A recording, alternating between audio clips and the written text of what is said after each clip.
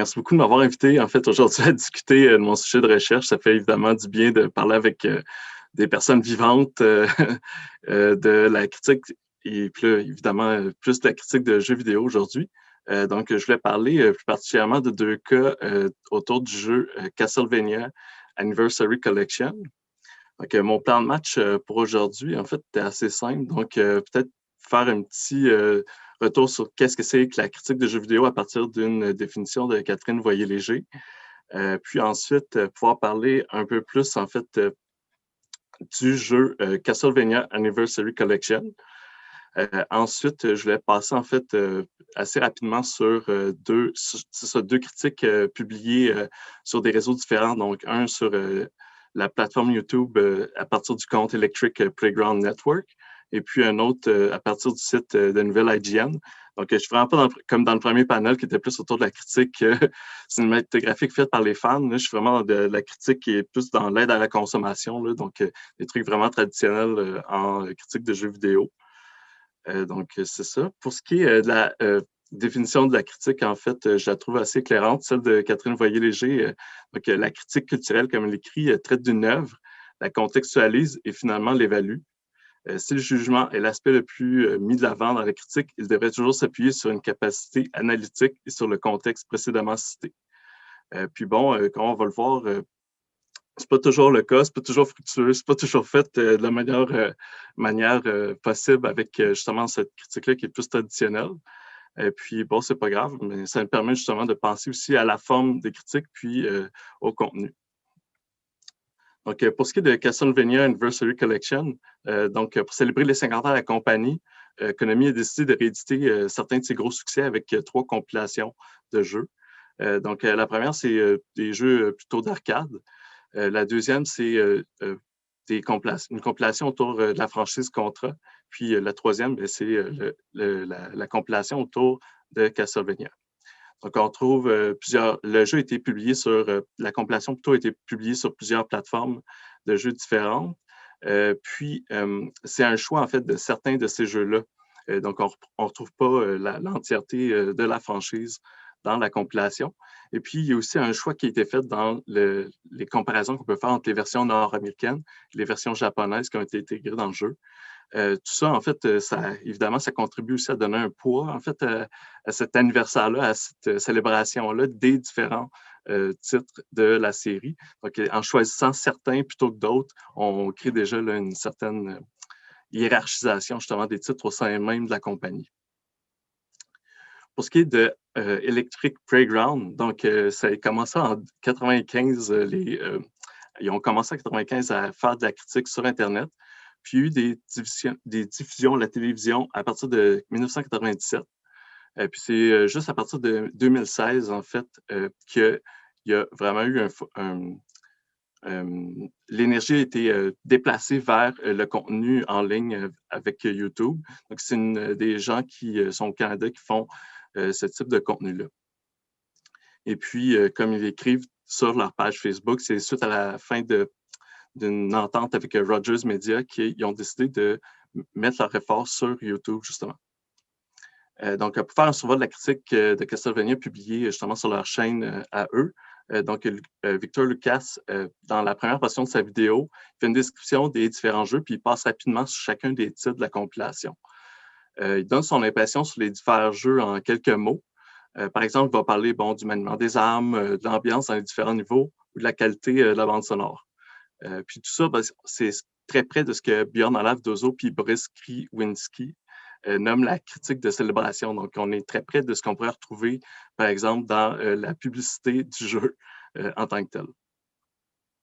La deuxième portion de la vidéo porte sur la constitution de la compilation en tant que telle, puis la place de ce genre de réédition-là dans le paysage vidéoludique. Au niveau de la forme, c'est plutôt simple. Donc, c'est un montage alterné entre des images de jeu puis des plans sur Victor Lucas. Puis à plusieurs reprises, en fait, le commentaire oral ne suit pas vraiment les images qui sont présentées au point où il va dire, par exemple, vers la fin de sa vidéo, qu'il a vraiment qu'il a vraiment aimé la compilation, qu'il aime ça retourner dans les classiques, alors qu'on voit que son personnage, il meurt en fait à l'écran. Donc, ça a créé une certaine dichotomie là, dans son discours. Puis bon, pour conclure mon survol qui est très rapide, en fait, de la vidéo, le montage entre les images tirées des jeux et puis le journaliste met justement l'avance de... Voyons, cette alternance-là met de l'avant son importance à lui comme journaliste, comme personne qui porte la critique de jeux vidéo.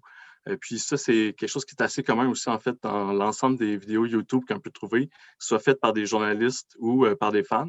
C'est vraiment cette idée-là que c'est la personne, en fait, qui porte le discours, qu'on est attiré, c'est son charisme, c'est la manière dont elle parle, justement. En fait, on retourne à l'amour de ces jeux-là pour justement attirer certains publics.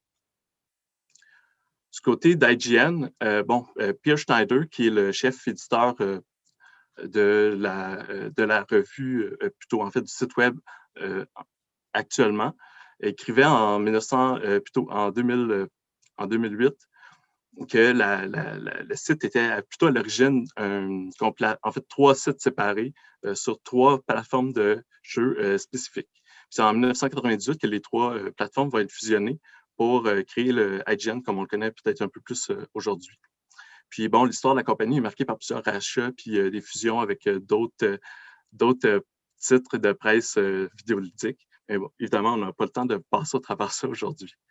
Donc, le contenu sur le site web est organisé entre les guides, les critiques, des actualités dans le monde, dans la culture geek en général, donc sur des bandes dessinées, des comics, des films, ainsi de suite, puis aussi des forums en ligne, puis d'autres types de contenus.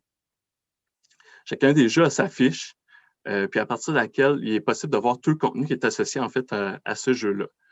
Par exemple, on peut voir que s'il y a des différentes nouvelles qui mentionnent Castlevania Anniversary Collection, on peut les retrouver à partir de cette fiche-là. On peut retrouver les vidéos, les articles, les critiques, ainsi de suite. L'évaluation chiffrée est mise de l'avant aussi dans chacune des fiches de jeu. C'est en cliquant sur la note qu'on a accès à l'entièreté du contenu de la critique. C'est en fait très ressemblant à ce qu'on retrouve dans la vidéo de Victor Lucas, c'est-à-dire que dans la première partie de la critique, on parle des jeux de manière individuelle, pour après ça revenir sur l'ensemble de la collection.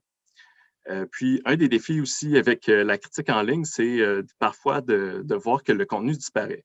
Par exemple, il y avait du contenu en bêta à la sortie de la critique de Samuel Claiborne en 2019, où est-ce que les lecteurs étaient invités à voter sur différents aspects du jeu.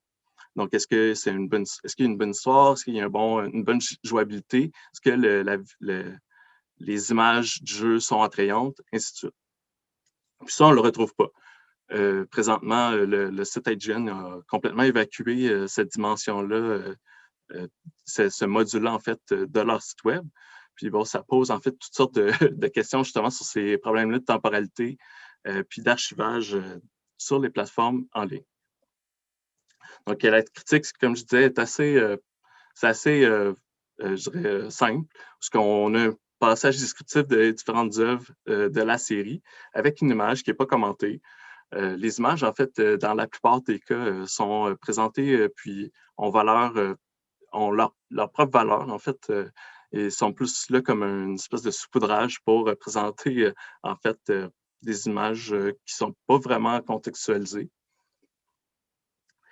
Puis, même qu'on peut voir aussi qu'avec le jeu de Game Boy qui a donné un score de Alpha 0.5, puis son court texte descriptif, il y a aussi quelque chose qui ne marche pas non plus avec les critiques de l'époque. En tout cas, il y a beaucoup de problèmes de ce style-là aussi dans la critique rétrospective, où est-ce qu'on va évidemment essayer de parler du jeu en date d'aujourd'hui, mais on n'a pas vraiment ce travail-là de fait là, dans le temps, alors que, bon, dans le cas d'une compilation ou d'une réédition, ce genre de travail-là serait important à faire. Puis bon, à la fin de l'article, évidemment, on retrouve une espèce de résumé avec les points forts, les points faibles, puis la note, un truc qui est évidemment beaucoup mis de l'avant dans les critiques en ligne. Un truc aussi très intéressant, en fait, dans la critique, c'est de Samuel Claiborne, c'est cette intégration-là d'une vidéo qui a été publiée précédemment sur IGN. Donc là, en 2 paragraphes, c'est plus parce que on parle de certains jeux qui sont repris justement dans cette critique-là, qu'elle a été insérée dans l'ensemble du texte, mais on n'a pas de contexte sur cette vidéo-là, puis ça donne l'impression qu'elle a été créée pour la critique, alors que c'est pas vraiment le cas.